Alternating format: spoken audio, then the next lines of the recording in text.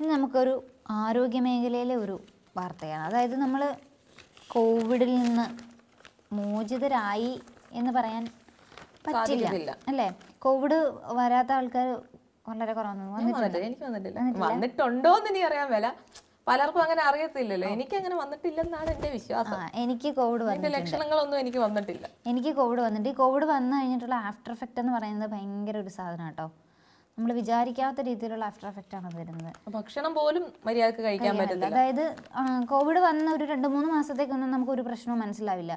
പക്ഷേ ഒരു 2-3 മാസം കഴിയുമ്പോഴായിരിക്കും അതിൻ്റെ എഫക്റ്റ് നമുക്ക് മനസ്സിലാവും. അതായത് നമ്മൾ ജസ്റ്റ് ഒരു പനി അടുത്തൂടെ പോയാൽ പെട്ടെന്ന് നമ്മളെ കയറി പിടിക്കും. അതുപോലെ തന്നെ വാക്സിൻ എടുത്തവർക്കും പിന്നീടും എന്തൊക്കെയോ. അതെ, ഞാൻ വാക്സിൻ എടുത്താ 2 വാക്സിൻ എടുത്തതാ. ഞാനും വാക്സിൻ എടുത്തതിന് ശേഷമാണ് എനിക്ക് കോവിഡ് വന്നത്. അങ്ങനെയുണ്ട്. അതുകൊണ്ട് അപ്പം എനിക്ക് ഈ മഴ നനഞ്ഞാൽ ഇപ്പോൾ കോവിഡ് വന്നതിന് ശേഷം ചെറുതായിട്ടൊന്ന് ചാറ്റമഴ നനഞ്ഞാൽ എനിക്ക് അപ്പം പനി വരും. എനിക്കൊന്ന് എൻ്റെ ഇമ്മ്യൂണിറ്റി സിസ്റ്റം കുറഞ്ഞിട്ടുണ്ട്. അപ്പോൾ കോവിഡ് വന്ന് അതിൻ്റെ ആഘാതം ഇപ്പോഴും വിട്ടുമാറാൻ പറ്റാത്ത ഒരുപാട് ആൾക്കാരുണ്ട്. അതായത് വിട്ടുമാറാത്ത ചുമ, കിതപ്പ്, ഇതൊക്കെ കോവിഡിൻ്റെ ആഘാതമാണ്. ചുമ 3 ആഴ്ചയിലേറെ തുടർന്നാൽ ലങ് ഫങ്ഷൻ ടെസ്റ്റ് നടത്തുകയും ചികിത്സ നടത്തുകയും വേണമെന്നാണ് ഡോക്ടർമാർ അല്ലെങ്കിൽ വിദഗ്ധർ പറയുന്നത്.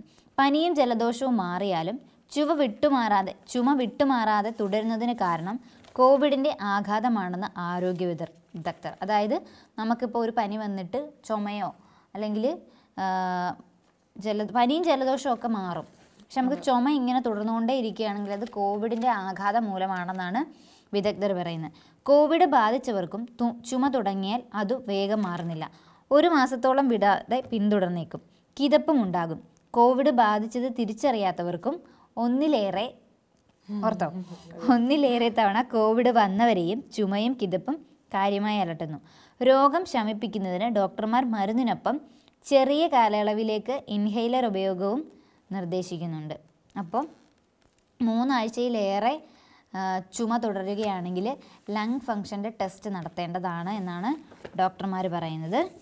ഓക്കെ, അപ്പം ആർക്കെങ്കിലും അങ്ങനെ ചുമ ഇങ്ങനെ നീണ്ടു നിൽക്കുകയാണെങ്കിൽ, വിട്ടുമാറാതെ നിൽക്കുകയാണെങ്കിൽ കോവിഡ് ലങ് ഫങ്ഷൻ ടെസ്റ്റ് നടത്തുക. സാധാരണ നമ്മൾ ഈ ചുമ ഇങ്ങനെ നീണ്ടു നിൽക്കുക നമ്മൾ പറയായിരുന്നു TB ആയിരിക്കുമെന്ന് അല്ലേ?